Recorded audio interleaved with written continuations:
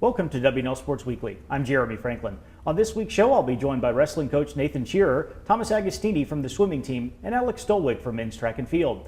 But first, here's a quick look back at the weekend in Washington and Lee athletics. Women's basketball picked up a 77-65 home win over Shenandoah. Men's hoops fell 73-71 at Emory and Henry. At Roanoke's Finn Pincus Invitational, women's track and field recorded 7 top 5 finishes, while the men's team placed in the top 5 in 4 events. And wrestling improved to 10-3 overall with Centennial Conference wins over McDaniel and Gettysburg. With me in the studio is wrestling coach Nathan Shearer. Nathan, welcome back to the show. Thanks, Jeremy. So those 10 wins mark the most for the Generals in over 30 years. You've also had a lot of individual success at the invitationals you've competed in. How pleased have you been with the season so far? I mean, really pleased. I mean, honestly, we've had a great season. We don't have a lot of upperclassmen in the senior class, but the freshmen have came in right away and trained really hard and put a lot of time, effort, energy into it, and have made a really big impact throughout the season. A lot of factors. We've seen so many different guys in the lineups, in the tournaments and duels. It's just been really nice to see everybody come together.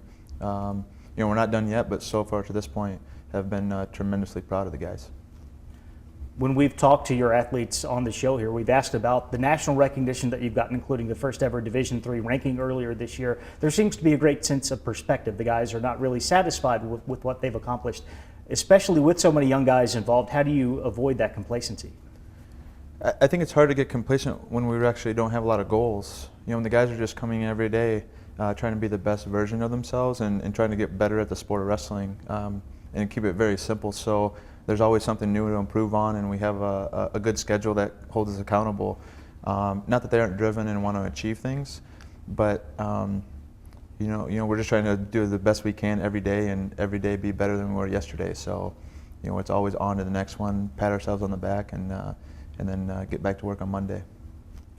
You had 2 Centennial Conference matches canceled due to inclement weather, so your conference schedule basically boils down to 2 weekends worth of dual events. Does that change the way that you'll have to approach the Centennial Championship, since you want to have seen everybody going in? It won't change anything. It's just unfortunate we couldn't make those up. Those are just good opportunities to see some of the teams that, like we said, we'll see in 2 weeks. But we moved right on to the next one. We have 3 really tough opponents this weekend: Johns Hopkins, Merchant Marine Academy, and Stevens Institute. Typically 3 of the strongest teams in the conference. So we're just looking forward to Friday night Johns Hopkins and Saturday at Merchant Marine and Stevens. What can this WNL team accomplish in the postseason? I mean, I think we can do anything they set their minds to. I mean, I think all the guys that can place the conference tournament, we can get a big group placed at the regional tournament and push a lot of guys through the national tournament. So that's all everybody wants to do.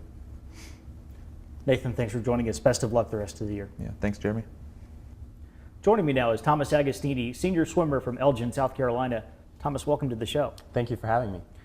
There's just one event left in the regular season, but currently the Generals are 7-1. You've also won a couple of the invitationals you've participated in. How has the regular season gone for the team?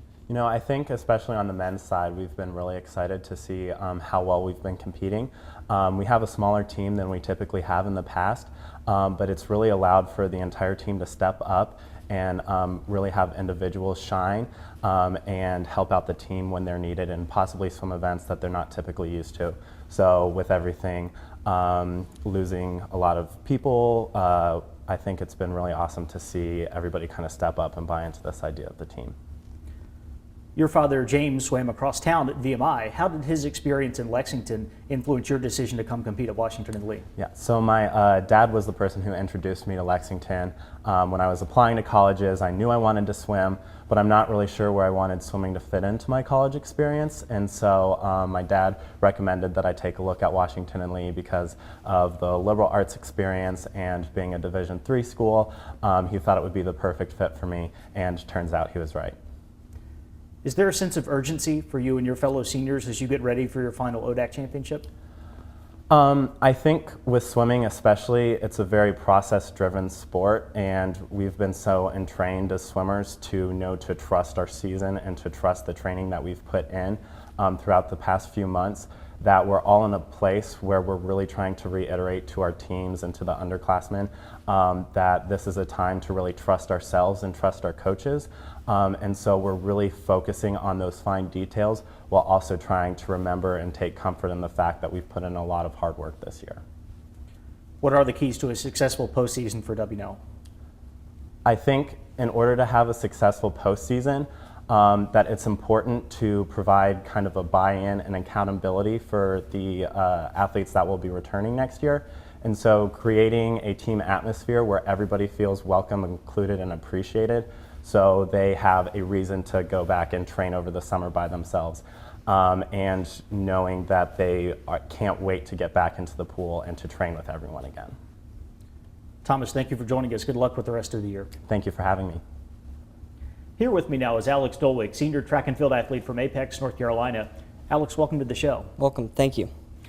Because of the fall term exam schedule and, of course, the winter holiday, your indoor schedule gets chopped up. You've had 3 events in 2019, and yet you're fastly approaching the ODAC Indoor Championship. Is it hard to get into rhythm because of the way the schedule works out during the indoor season? It is. It's a very short season, and in addition to it being short, people are getting sick, and you have to avoid injury. So you really have to put some extra effort in to avoid sickness and injury. And so for me, as a distance runner, what that looks like is I don't want to push long runs or anything. But it looks a bit different depending on what events you run or compete in. But you just got to make sure that you're staying healthy because you don't have too many opportunities before ODAX rolls around. How have the generals fared at the meets that you've competed in so far? It's been good. We've put together some really promising performances across the board. So on the sprint side, Donovan Fiore has run some really solid times in both the 200 and the 400 meters. Cooper Baird, who is almost second team All-ODAC in the fall in cross country, he's put together another really consistent season. First year Nick Greenberg has had some solid jumps. Captain Jay Roberts has had some great throws so far. And cool Alex Caines just put together a great 800 time at the Finn Pincus Invitational last week in Roanoke. So I'm really excited to see how the rest of the season goes for us.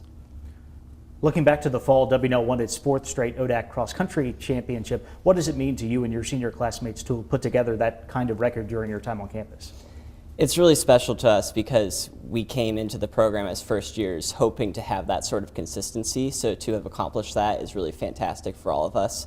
And I'm really thankful for Coach Spalding. He's been a great cross-country coach throughout these 4 years. And he and Coach Ewell have had a great impact not only on the program, but on me as an individual, and I'm sure my teammates as well. So we're all really thankful for them. What are the team's expectations for the ODAC Indoor meet in February? We went into the season wanting to win the Triple Crown, which is winning ODACs in cross-country, indoor track, and outdoor track. And so we know what we have to do. We have to put together the right performances at the right time, and I think we're all quivering with excitement to have the opportunity to do so in a championship atmosphere. So, yeah. Alex, thank you for joining us. Best of luck with the track season. Thanks so much for having me. It's time now for a look at the upcoming weekend. Wrestling hits the road for a Friday evening match against Johns Hopkins. The track and field teams will compete in the Camel City Invitational at the JDL Fast Track in Winston-Salem. On Saturday, wrestling stays put in Baltimore for Centennial Conference matches against Merchant Marine and Stevens, and the swimming teams wrap up the regular season at St. Mary's. Men's basketball has a home date with Virginia Wesleyan, and women's hoops travels to Greensboro for a battle with ODAC leading Guilford. And on Sunday, men's tennis will open up the spring season at James Madison. For WNL Sports Weekly, I'm Jeremy Franklin. Thanks for watching.